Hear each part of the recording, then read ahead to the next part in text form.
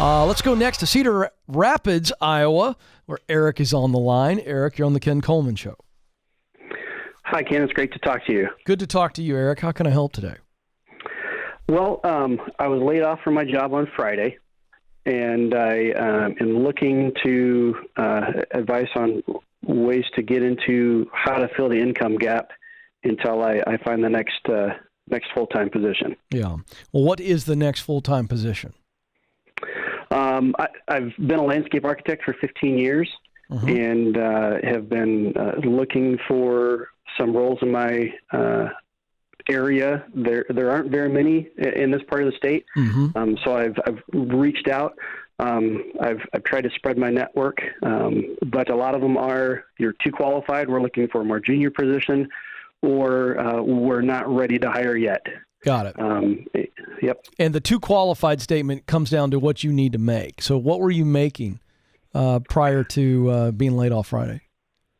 I was earning right at $70,000 a year. Okay.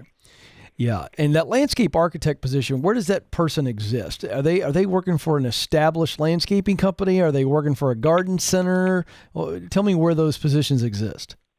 Most of the professional roles to that level where I was at were working for a architecture engineering type firm, producing development plans for that's what developers. Good. That sort. Okay, good. I never knew that. I've heard that phrase before. I've never been able to ask that question of somebody. That's a big step up. And so you've got a situation where you're limited geographically. So are you open to moving wherever it takes to land that dream job or that sweet spot job that you've held before and you love? We're approaching that topic in our discussions at home, and have so the answer is some other options. So the answer is you're willing, your wife's not.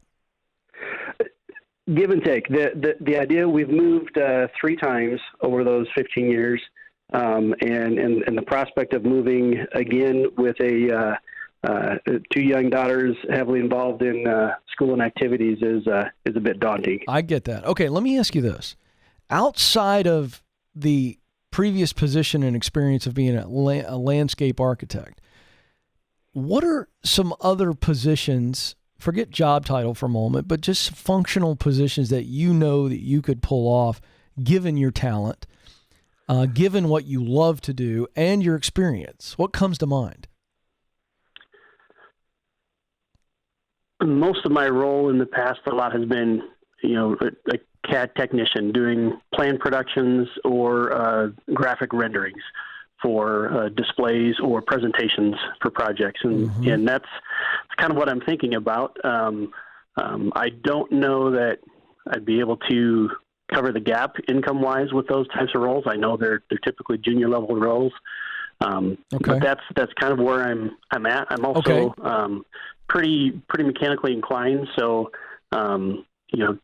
troubleshooting and doing part fixes. I was kind of the office tech guy. If a server went down or something, or a connection was bad, hey, would you go work with our IT department to help troubleshoot that? All right, but here's what I'm pushing you on. I love that you identified those things, but your brain went to, super specific on drawing up plans, and so you've identified those are junior positions, so a big pay gap from what you are in now. What I'm saying is, let's think about 70,000 and higher across the board in different industries where you've got some transferable skills, and it's not this big. Well, you got to go get requalified, and you got to go back to school. I don't think that's necessary. What are those transferable skills and experiences that would allow you to look at multiple industries and thus multiple places in the Cedar Rapids area to where you go, okay, let's give it a shot right now of canvassing Cedar Rapids for jobs that are paying 70 or higher. But we got to start there. Do you understand what I'm saying? Right. Especially if moving is kind of I don't know if we want to do that. Well, then let's at least start by canvassing and going, of the jobs that are out there, do I have the skills, raw skills maybe, and experience that is transferable? Have you done that exercise? To extent, I think my brain's been clamping down on, well, your experiences in this field. Doesn't matter. Branching out what other roles, I'm not sure what other roles in here are there, but the transferable skills, project management, client interaction, there it is, production, and team building, and those types of things. Hey, hold on, Eric. This is exactly what I wanted to hear from you. So let me change your mindset. You do have experience there. You just call those transferable skills, but you have experience in team building. You have experience in project management. Yes or no? Yes. Okay, that's my point. So this is a different mindset now, because you could go in and get a great project management job. You could work for a manufacturing company. You could work. So I think what you have to do is, I want you to make a list before bedtime tonight.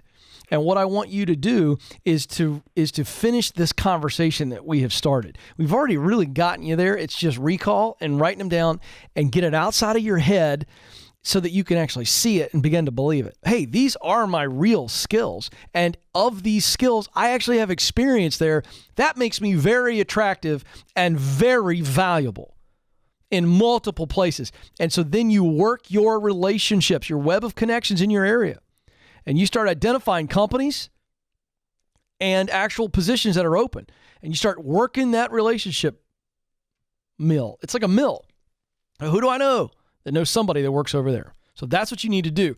And that will allow you to at least figure out if there is something in Cedar Rapids, Iowa.